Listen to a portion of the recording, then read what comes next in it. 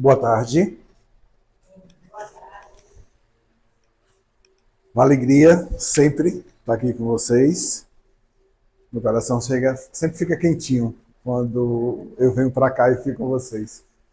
Eu acho que já estamos 2 anos juntos, né? Quase que todo mês eu estou aqui com vocês e é sempre uma alegria. E hoje a gente vai refletir sobre a reforma íntima, sobre o autoconhecimento. Na certeza da presença do Mestre Jesus e do amor de Maria. Vamos tentar entender hoje o que seja essa reforma íntima, o que seja esse autoconhecimento. Antes de a gente adentrar no assunto, vamos pensar no que é uma reforma. Né? Uma reforma física. Quando a gente vai reformar alguma coisa, é porque essa coisa precisa ser melhorada, ser embelezada. E reforma é diferente de construir. Reforma a gente sempre faz quando a gente já tem algo pronto, algo feito. Esse algo, às vezes, está precisando de embelezamento e está precisando de melhorias, mas já tem uma estrutura pronta, feita. Só aí acontece a reforma. Porque se você precisar construir do zero, não é reforma, é uma construção. Você parte do zero. Se você precisar destruir tudo, porque nada serve para construir um novo, você vai reconstruir. Então, quando a gente reforma, a gente tem uma base, a gente já tem algo feito, a gente já tem algo pronto, agora precisa ser melhorado ou embelezado. Né? Então, partindo desse pressuposto, a gente vai encontrar essa mensagem 30, chamada Educa, do livro Fonte Viva, Emmanuel por Chico Xavier. Olha o que Emmanuel nos fala. Na semente minúscula reside o germe do tronco benfeitor. Aparentemente uma frase simples, né? Mas vamos debruçar por ela e ver que o quanto cada palavra dessa frase tem uma carga, uma informação tão grande por trás.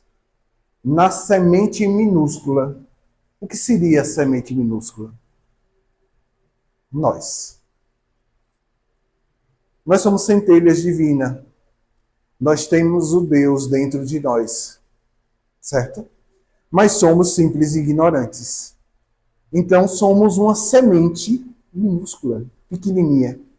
Mas dentro dessa semente, que ainda é simples, ainda é ignorante, mas que tem dentro de você, dentro de mim, de todos nós, a centelha divina, ou seja, a potência que é Deus em amor, em justiça, em caridade, em tudo, porque Deus é tudo. Nessa semente minúscula reside o germe do tronco benfeitor. Então reside o quê? O que seria o tronco benfeitor? O tronco benfeitor é Deus. É a árvore pronta. Benfeitor, fazendo bem a tudo e a todos. Então, dentro de nós, sementes minúsculas, existe o germe do tronco benfeitor, ou seja, esse espelhamento de Deus. Já nos dizia Jesus, vocês podem ser deuses, vocês são deuses. A gente só precisa fazer essa semente desenvolver, crescer, dar fruto, dar flor, dar sombra, beneficiar. Por isso é um tronco benfeitor a todos. Observemos que a árvore, quando ela está no seu auge frondosa, ela, dependendo da estação do ano, ela vai dar flores, ela vai dar flor, ela vai dar fruto, ela vai dar cheiro, ela vai dar sombra. Mas observe que é sempre para o outro. Quem se beneficia do cheiro, da sombra, do fruto e da flor somos nós. É o outro. Por isso é um tronco benfeitor. É aquele tronco que vai fazer caridade ao outro. O amor dado ao outro. A gente já conversou aqui no centro sobre isso. O amor só tem sentido se ele for ofertado ao outro. Emmanuel continua: educa e transformarás a irracionalidade em inteligência, ou seja, o simples ignorante em um ser inteligente. A inteligência em humanidade e a humanidade em angelitude, ou seja, em espírito puro. Aqui Emmanuel traz a nossa trajetória enquanto espíritos. Saímos da irracionalidade, vamos para a inteligência e chegamos no estado de anjo, ou seja, de espírito puro. Educa e edificarás o paraíso na terra. Se sabemos que o Senhor habita em nós, aperfeiçoemos a nossa vida a fim de manifestá-lo. Lembra aquela conversa que a gente teve no início sobre reforma? Olha aqui o finalzinho que Emmanuel nos fala. Se sabemos que o Senhor habita em nós, ou seja, nós temos dentro de nós o germe do tronco benfeitor, aperfeiçoemos a nossa vida a fim de manifestá-los. Nos reformemos, nos transformemos. E como se faz a reforma íntima? A tão falada reforma íntima, tão pregada no Espiritismo e em diversas religiões. Como é que a gente faz essa reforma íntima? Essa reforma do nosso eu, essa busca desta melhoria, dessa transformação. Como é que a gente faz? A gente vai descobrir hoje como a gente faz.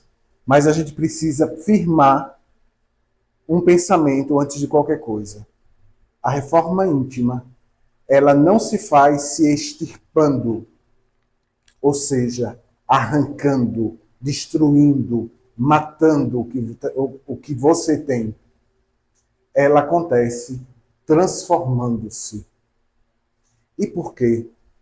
Porque hoje Márcio é melhor do que hoje, do que o Márcio de ontem, do que o Márcio de uma vida passada.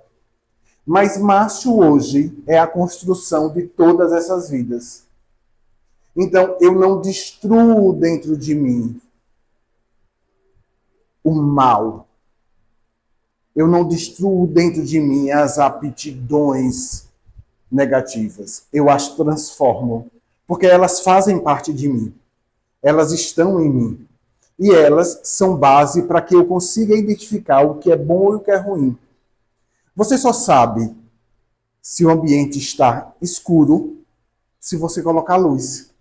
A gente precisa do contraponto. Você só experimenta algo e que aquilo lhe dá um sabor ruim, porque você experimentou algo que lhe dá um sabor bom. A gente precisa dessa dualidade na vida para a gente ir escolhendo, fazendo nossas escolhas. Claro, escuro, bom, mal. Então, o que eu trago de ruim fica dentro de mim, mas ele será transformado na minha reforma íntima. Eu não extirpo, porque faz parte de mim. Vocês conseguem entender isso? Então, eu não viro anjo, eu me torno. É diferente. Eu não tiro toda a maldade dentro de mim para ficar só o bem. Eu passo a ser bom, mesmo tendo aptidões para fazer maldade. Isso é a reforma. Lembra que a gente não destrói para reconstruir, a gente transforma, a gente melhora o que a gente tem. E nós somos essa construção de um todo. Então, com a reforma íntima, a gente precisa estar claro na cabeça da gente, a gente não extirpa nada na reforma íntima. Você não destrói nada, você transforma. E por isso que quando a gente transforma, a gente vai fazer esse processo de ir para dentro.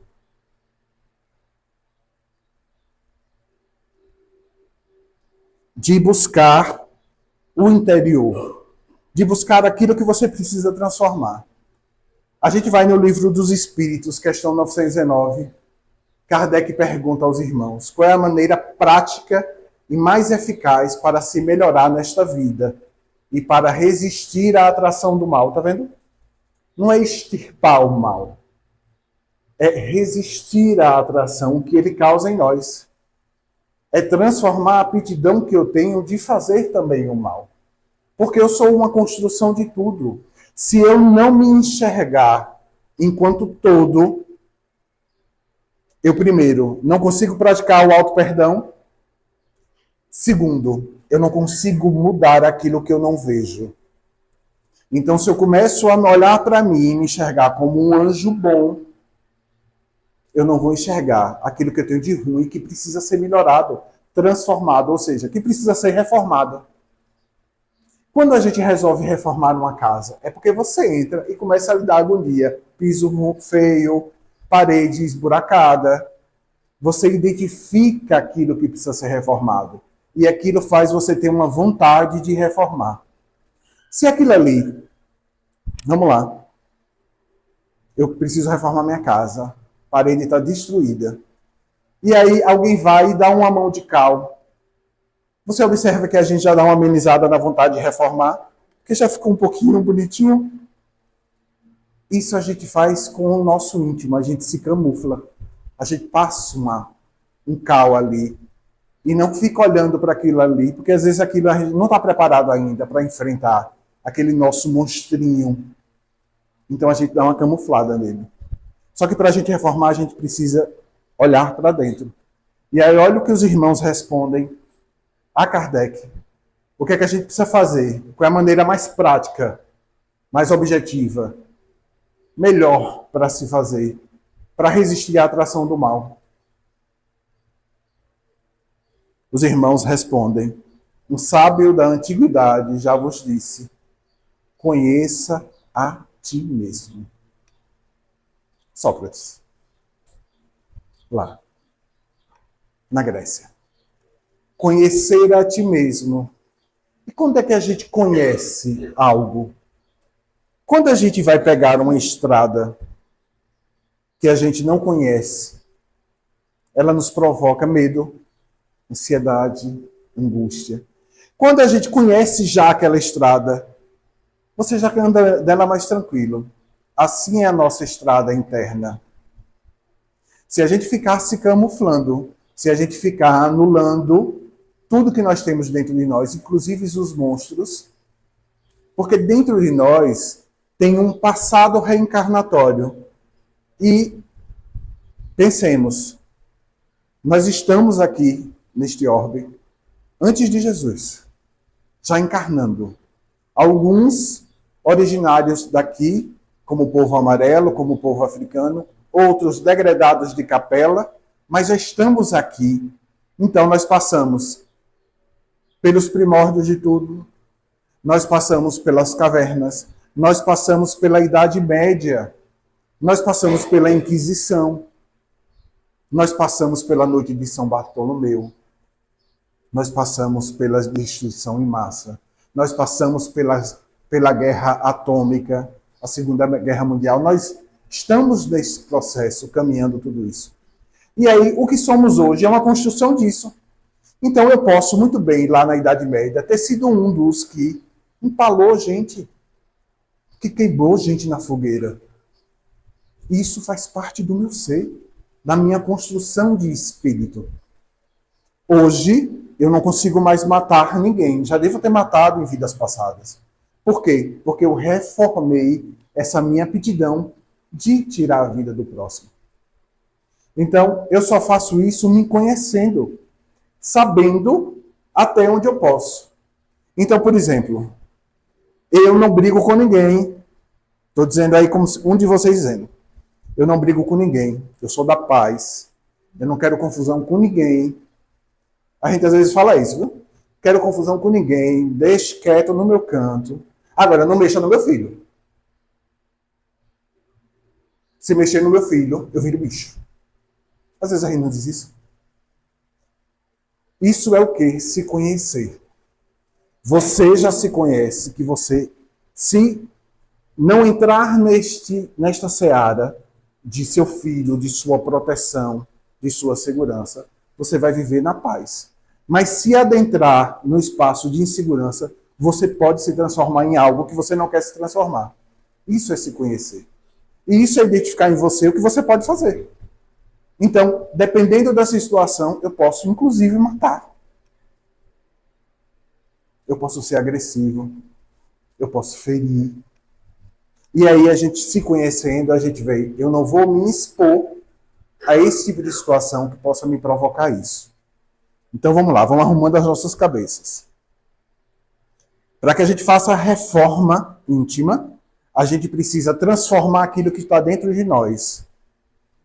Transformar nossas aptidões ainda para o mal. A gente precisa melhorar. Mas a gente tem essa base com o mal e o bem dentro de nós, como processo de construção do nosso ser. Como é que a gente faz isso? Qual é a maneira mais fácil de a gente fazer isso? Olhando para si, se conhecendo, entendendo os seus limites, entendendo até onde você vai. Então, por isso que a reforma íntima, ela está diretamente ligada ao autoconhecimento. A gente não vai conseguir reformar intimamente nós se a gente não se autoconhecer. Se a gente não tiver clareza do que somos, do que fomos e do que podemos ser, dependendo da situação. Isso é básico para a gente começar a pensar numa reforma íntima. E aí, vamos lá. No Livro dos Espíritos, capítulo 12, do livro 3 das Perfeições Morais, a gente vai encontrar uma passagem de Santo Agostinho, finalizando esse capítulo, com uma linda lição de como a gente pode fazer o processo de reforma íntima. Como a gente se autoconhecer e se melhorar. Porque reformar é se melhorar. Como é que eu consigo ficar mais belo? E eu não estou falando aqui de físico. Como é que eu consigo ficar mais limpo, mais orgânico, mais arrumadinho, mais harmonioso? Não é isso que a gente faz com reforma em nossa casa? Como é que eu consigo fazer isso? Me autoconhecendo. Ok, primeiro ponto. Só que Santo Agostinho traz um passo a passo de como a gente pode fazer isso. Olha o que Santo Agostinho nos fala. Ao fim da jornada é cada dia. O fim da jornada acontece quando você bota a sua cabeça no travesseiro. Quando você vai deitar. Depois de um dia de luta, labuta, de conquistas e derrotas. Então, ao fim da jornada, ou seja, ao deitar-se, eu interrogava a minha consciência, revistando tudo o que havia feito e me perguntava se não havia faltado com algum dever, se ninguém teve motivo para se queixar de mim. Observe que Santo Agostinho aqui fala em duas coisas. Se ninguém teve, se eu não faltei a algum dever, e esse dever que ele fala é com Deus. Por isso a importância de a gente conhecer as leis divinas, as leis morais, as leis de Deus. Lei da liberdade, lei da caridade, lei da adoração, lei do amor, da justiça, lei da construção, lei da destruição. Todas essas leis divinas que ninguém nunca feriu se segue os caminhos de Deus. Jesus esteve aqui conosco e o tempo de Jesus encarnado ele nunca feriu uma lei divina, uma lei moral. Então, Santo Agostinho fazia primeiro essa consciência de que se ele estava ferindo Deus, ferindo alguma lei moral e se alguém tinha queixa de alguma coisa que ele fez. Olha a preocupação de Santo Agostinho. Com Deus e com o outro. O meu ato feriu a Deus, feriu ao outro, era um ponto de partida. Foi assim que cheguei a me conhecer e a ver o que havia em mim para ser reformado. Ou seja, foi assim que ele foi se autoconhecendo. A cada noite, ele parava e pensava, o que eu fiz hoje durante o dia, ele revisitava todo dia. Eu feri a Deus em algum ato meu? Eu feri ao outro? E a gente sabe quando a gente fere a Deus e a gente sabe quando a gente fere ao outro. A gente tem consciência. Vamos lá.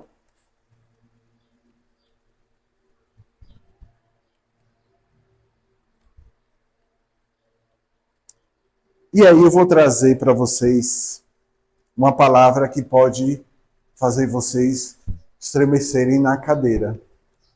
Porque eu vou dizer, nesse processo de autoconhecimento, vocês precisam se confessar. A confissão é um ato extremamente importante para o processo de autoconhecimento, para o processo de reforma íntima. E quando eu estou falando aqui de confissão, não é a confissão que a gente conhece, por exemplo, da Igreja Católica. Não é a confissão para o outro, é a confissão para mim mesmo. Quem nos traz essa reflexão é Rossando Kindler. Ele nos traz essa importância de eu me confessar no meu íntimo, no meu interior, quando eu estou sozinho, na penumbra, no escuro, quando ninguém me escuta, quando ninguém me vê. Eu comigo mesmo me confesso. Deus, eu sou falho. Deus, eu estou de dieta, mas eu não resisto a uma empadinha de camarão. Estou brincando. Mas confessando o seu íntimo, se colocando para Deus, eu sou avarento, eu sou viciado em sexo, eu não consigo largar a bebida, me ajude, Deus. Eu me reconheço ainda frágil de lidar com isso. Eu sou um homem violento, eu sou um homem abusivo, enfim.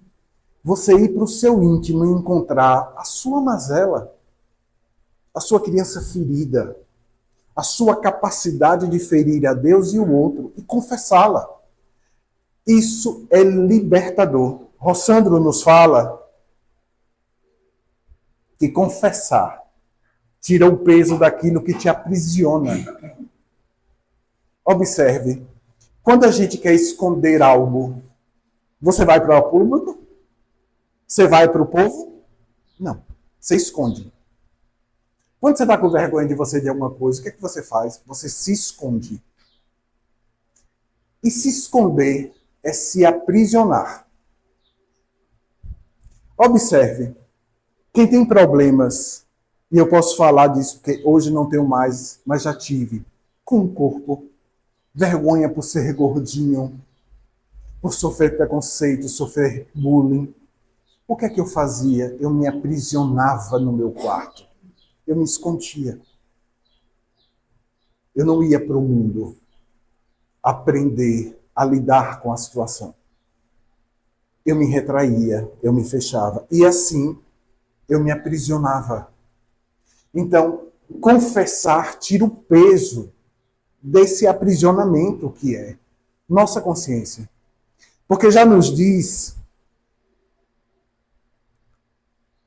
no livro Amorosidade, Cura da Ferida do Abandono, que nós sabemos para que viemos. Nós sabemos qual é o nosso projeto encarnatório. Mas a gente insiste em se desviar. E quando a gente se desvia, a gente se sente autoabandonado do nosso projeto. Porque o nosso projeto é um projeto de Deus. É um projeto de melhoria. Então a gente se aprisiona e se machuca. E começa a colocar o peso daquilo que você identifica em você, que ainda é uma tendência ao mal, mas que você não consegue lidar, trabalhar. E aí confessar começa a tirar esse peso na sua intimidade, você com você mesmo. Quando a gente confessa, a gente vai estar trabalhando e encontrando o nosso orgulho, nosso egoísmo, nossa vaidade, nosso vício, nossas paixões.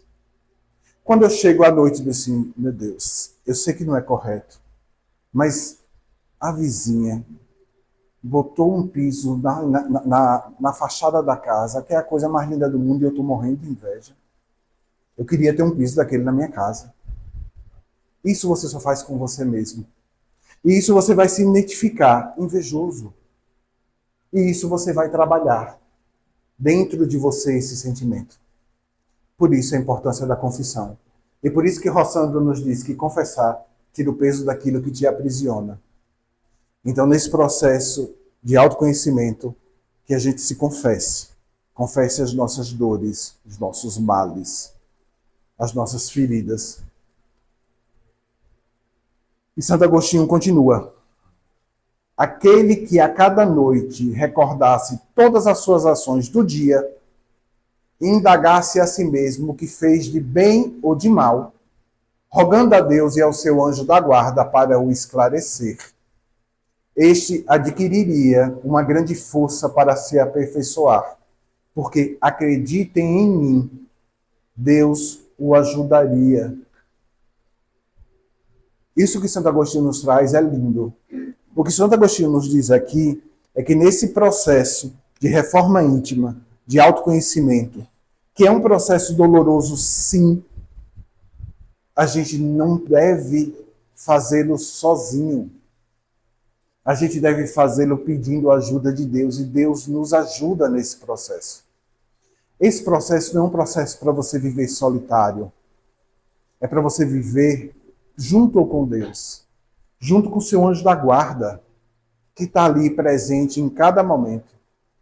Ele te ajudará nesse processo de se identificar bom e mal, perfeito e falho, ao mesmo tempo. Porque somos tudo isso. Somos esse ser em construção. Somos esse ser em reforma, desculpa, não em construção. Somos esse ser em reforma.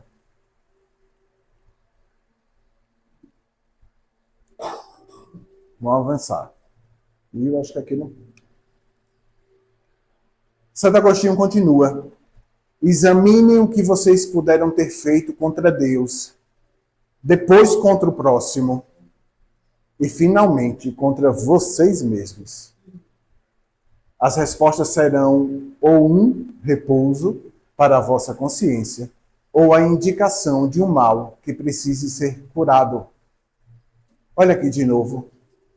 Nesse processo de se examinar, de se autoconhecer, de olhar para dentro, nesse processo de confessar-se, você tem que primeiro ver se o que você faz ou fez naquele dia, você foi contra Deus, contra o próximo e contra você mesmo. Mas, Márcio, contra mim mesmo como? Quantas vezes a gente diz sim, quando todo o nosso corpo e toda a nossa mente quer dizer não? E a gente diz sim por medo, por fraqueza, por conveniência social, por necessidade de ser aceito, de ser entendido. Mas todo o seu ser pede não, sua boca fala sim. Sabe o que é que isso acontece com vocês? Comigo, a gente adoece. A gente adoece. Porque você está lutando contra a sua consciência. Toda vez que a gente luta contra a nossa consciência, a gente entra num processo de adoecimento. E ele pode, inclusive, chegar a ser físico. E a gente faz muito isso. E isso a gente está se ferindo. Aí você olha assim, disse sim, mas queria dizer não. Essa semana eu passei por isso. Fabiana sabe. Dei um sim, onde meu corpo inteiro queria dizer não. Aí eu fiz a gracinha de dar o sim. Sabe o que foi que aconteceu? 48 horas me remoendo. Na cama ali aí. Com raiva de mim mesmo, porque disse sim, quando era para dizer não. Quando era para dar um limite a uma situação. Era quando era para eu dizer, a partir daqui você não passa, porque a partir daqui você vai me ferir. E eu não permito que ninguém me fira. Isso a gente só faz com autoconhecimento. Mas observe que eu disse sim, mesmo querendo dizer não. E nem por isso, isso deixa de ser proveitoso para mim. Por isso que a gente não pode extirpar. Se eu extirpasse, eu faria o quê? Eu ia esquecer o que passa aí, fingir que estava tudo bem e seguir adiante. Não, eu fui lá, percebi que dei um sim querendo dizer não. E esse sim que eu dei me fez mal. E aprendi que da próxima, o não já está na ponta da língua. Não precisa nem perguntar. Eu já vou dizer, não, não. Então eu precisei olhar para dentro, ver minhas dores, ver o que me machucou, para me transformar e aprender a dizer sim, porque a dizer não, porque o sim me machucou. E aí as respostas que a gente tem, Santo Agostinho nos diz, elas vão nos causar duas situações. Ou um repouso tranquilo, nada melhor do que a consciência tranquila. Quando a gente coloca a cabeça no travesseiro, com a certeza de que a gente cumpriu o que a gente tinha que cumprir naquele dia, não fez mal a ninguém, né? Eu trabalhei, não fiz mal a ninguém, consegui ajudar algumas pessoas. Não é uma sensação gostosa? Não tem uma sensação de paz, a consciência tranquila? Isso vai fazer com que a gente identifique o que é bom a gente fazer. Porque quando a gente fizer algo que a gente não é bom, esse vai me indicar que esse mal precisa ser curado. Aí vai vir a insônia, vai vir 3 horas da manhã e o sono não chega, a cabeça mil. O corpo mostrando a você que você não está em paz com sua consciência.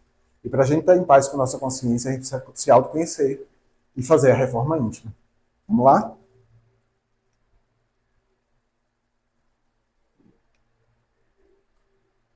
Agora, Santo Agostinho nos fala, e é importante a gente se debruçar sobre isso. E como a gente julgar a si mesmo? Como é que a gente faz esse julgamento? Se a gente não tem, de certa forma, alguns mecanismos psicológicos nossos que podem nos levar ao equívoco. Vou trazer um exemplo. Vamos ver um exemplo. Algo que eu não sou, aí eu posso falar, né? Avarento. Aquela pessoa que quer guardar dinheiro a todo custo. Se eu for conversar com um avarento e tentar chamar a atenção dele que ele é avarento, ele pode me responder, eu não sou avarento, eu sou um homem precavido. Eu estou fazendo uma segurança para mim e para minha família. Observe que ele se engana na própria avareza, mas ele cria dentro da cabeça dele uma resposta para aquilo. E para ele é consciente essa resposta. Então, como é que a gente vai se julgar se a gente tem mecanismos dentro de nós que podem nos levar ao equívoco? Olha outro deles. Alguém precisa de mim.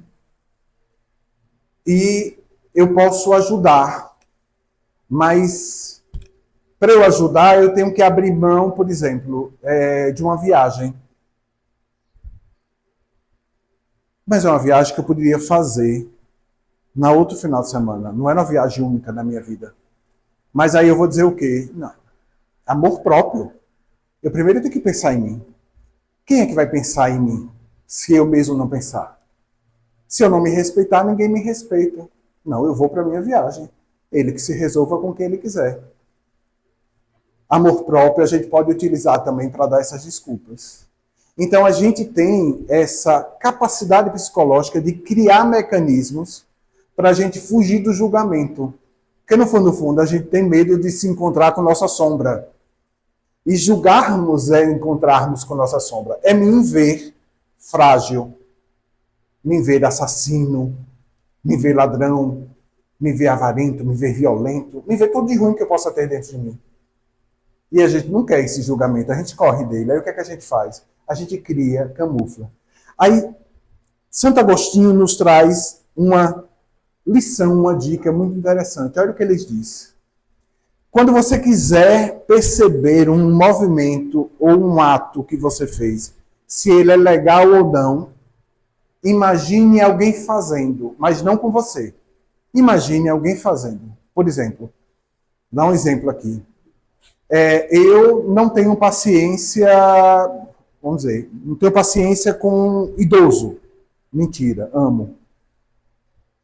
Mas aí, se eu for me olhar, eu vou assim, não, porque eu não tenho tempo, porque eu já tive, porque alguém da minha família me maltratou e aí eu criei resistência. Eu vou gastar meus mecanismos. Mas se eu imaginar a Carolzinha maltratando um idoso, que não seja eu, e isso me doer, isso me incomodar, isso é um reflexo de que precisa ser trabalhado em mim. Então, Santo Agostinho nos fala isso. Quando a gente quiser identificar se aquilo é um ato bom ou não, se é um ato que vale a pena ou não, imagine o outro fazendo com alguém. Se você sentir alguma viscadazinha de incômodo, para você é um indicativo de que aquilo sua consciência não aceita. Mesmo que você ainda se permita fazer, às vezes por estar em sociedade, às vezes por estar numa família, às vezes por ser dependente. Vamos lá. Relações tóxicas, abusivas. Às vezes eu estou naquela relação porque eu dependo do meu marido, ou eu dependo da minha esposa, ou eu tenho filhos envolvidos, ou eu não tenho apoio familiar, eu não me vejo, eu tenho medo de se eu sair dali ele me matar ou me machucar. Mas aquilo ali me incomoda. E eu faço atos dentro daquela relação que me incomodam. Se eu imaginar um casal fazendo um com o outro aquilo que é feito comigo, com certeza isso vai doer de uma forma gritante dentro de mim. Porque minha consciência já está me mostrando o que é certo e o que é errado. Mesmo que eu ainda não consiga fazer o certo. Mas eu já tenho consciência. Por isso, do autoconhecimento. Porque ter autoconhecimento não significa que Márcio já se autoconhece e está no processo de reforma íntima. Pronto. Amanhã Márcio chega aqui, próxima palestra em novembro, Márcio não vem mais de carro. Já vai ter até asa de anjo. Vai chegar aqui com as asas. Não é isso. Não é isso. É se identificar com suas capacidades para o bem e para o mal e trabalhar aquilo ali. E esse trabalho significa que eu posso cair sim, que eu posso recorrer de novo, mas o que eu preciso andar para frente sempre. Então, tive uma queda, fui violento, fui grosseiro, machuquei alguém, amanhã será um novo dia. Tentarei de novo não fazer isso. Mas não significa que eu comecei a me conhecer e eu me tornei o bonzinho. É um processo para a gente chegar ao estado de espírito puro, né? Então, Santo Agostinho já nos fala isso, para que a gente consiga se julgar, a gente pega aquela ação que você viveu e projete ela no outro.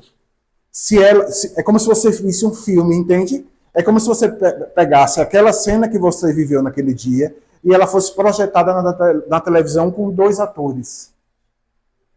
Se aquilo que você vê te incomodar, é um sinal de que aquilo precisa ser mudado, reformado, precisa ser melhorado.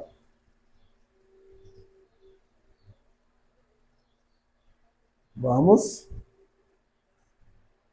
O conhecimento de si mesmo é, portanto, a chave do melhoramento individual. Conhecer a si mesmo é se auto-melhorar. Mas como Deus é justiça e amor o tempo todo, quando eu me melhoro, eu melhoro a tudo e a todos que estão ao meu redor. Porque o bem, já disse isso aqui, é como um perfume. Se você joga o perfume no outro, não é só o outro que sente o perfume.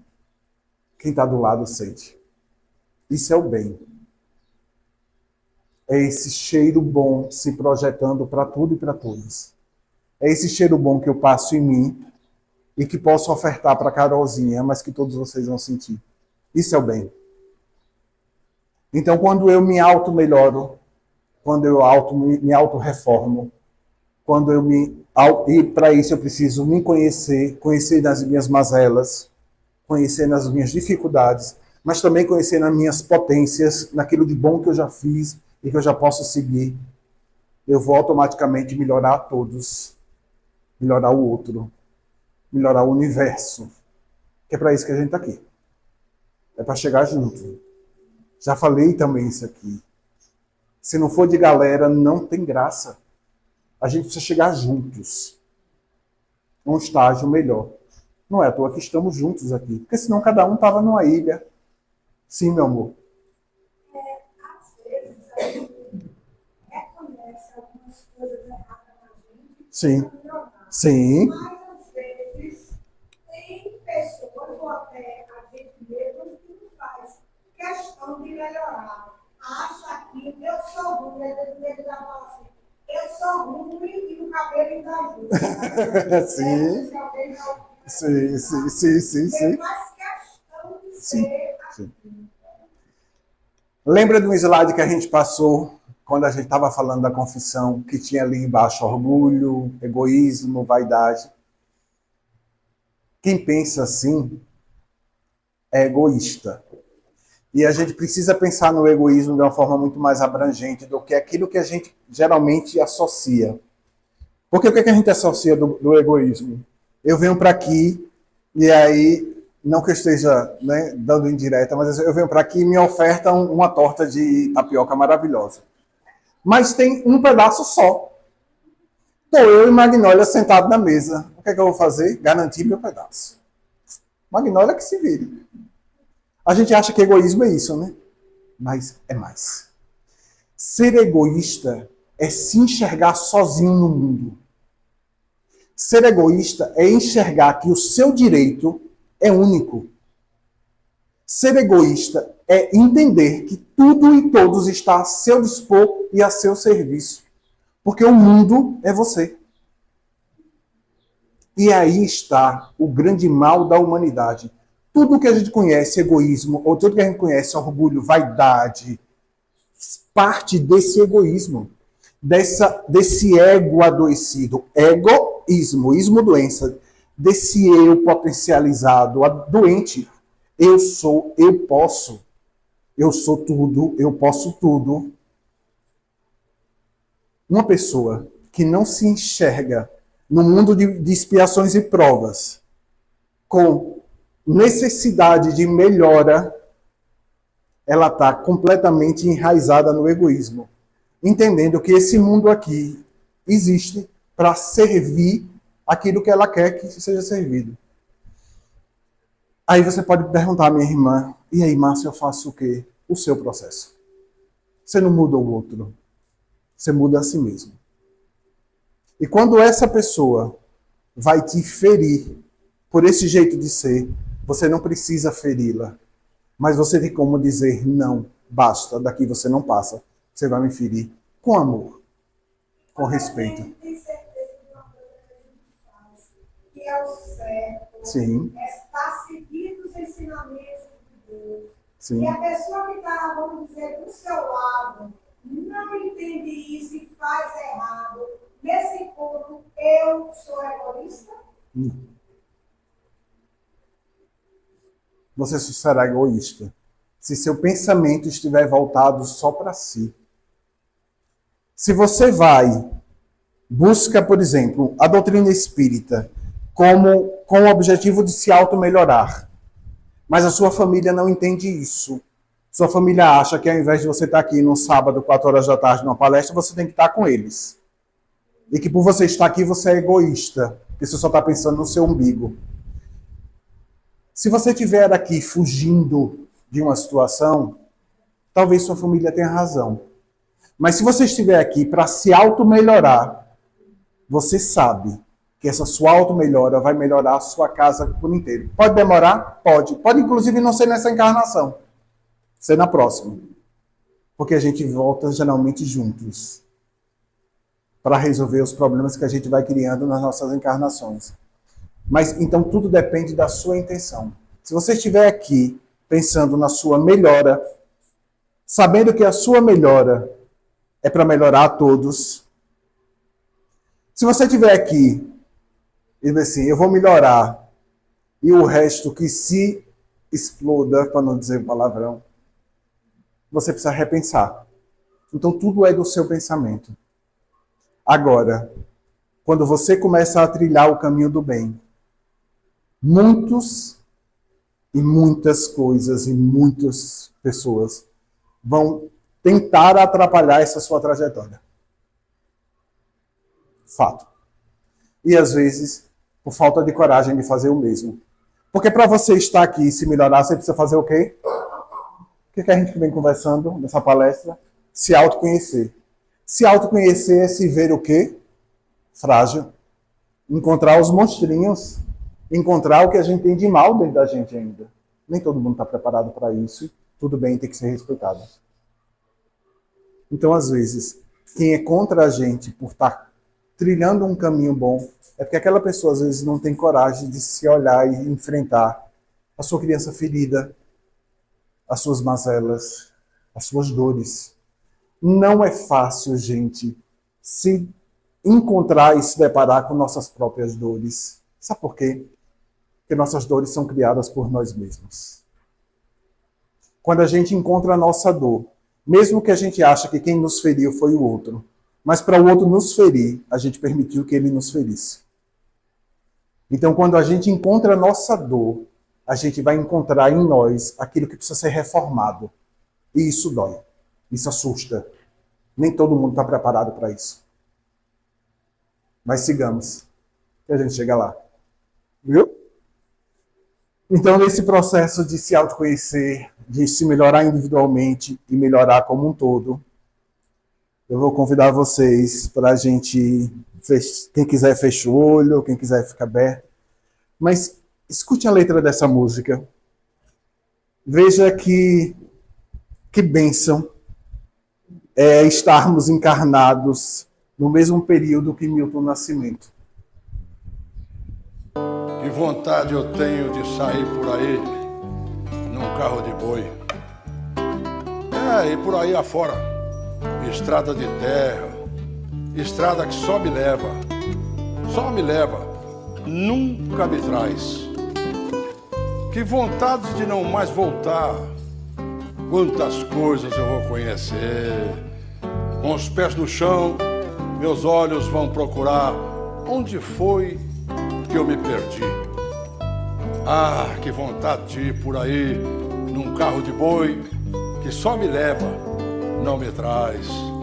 Ir numa viagem que só traz barro, pedra, pó e nunca mais. Ei, ei, ei,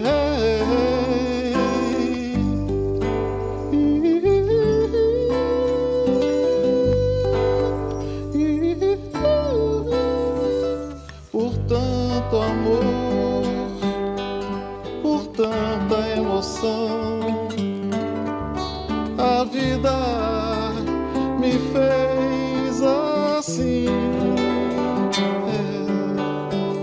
doce ou atroz, manso ou feroz, eu caçador de mim.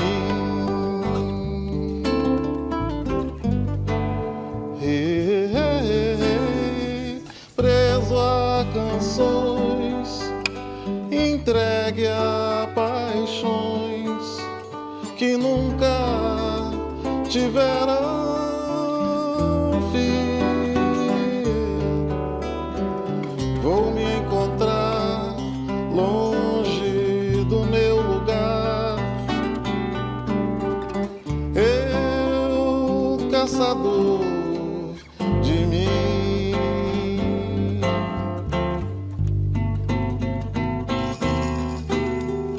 Nada temer se não correr da luta.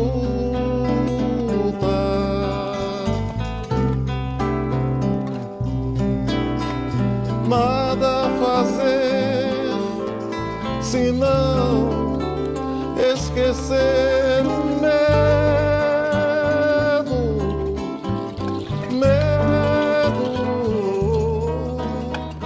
abrir o peito, a força numa procura,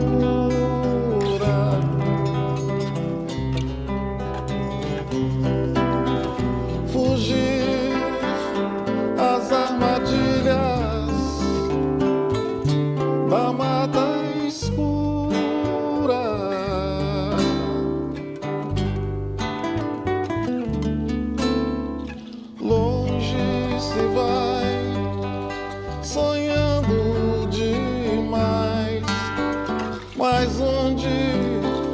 chegar assim, vou descobrir o que me faz sentir.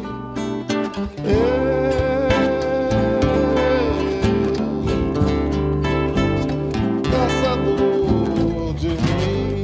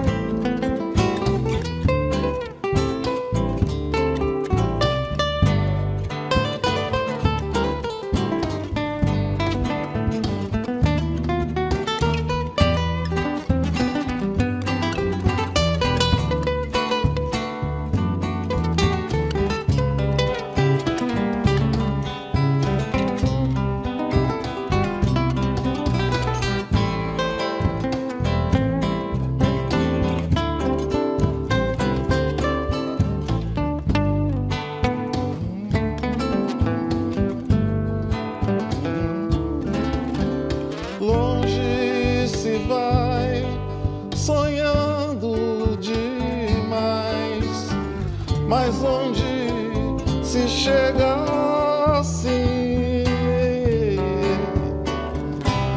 vou descobrir o que me faz sentir.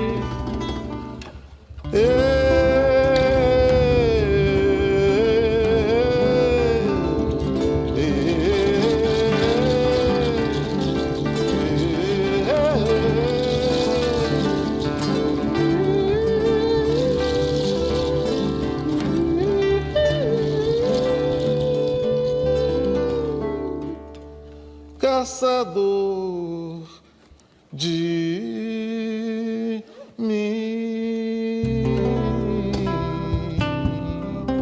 de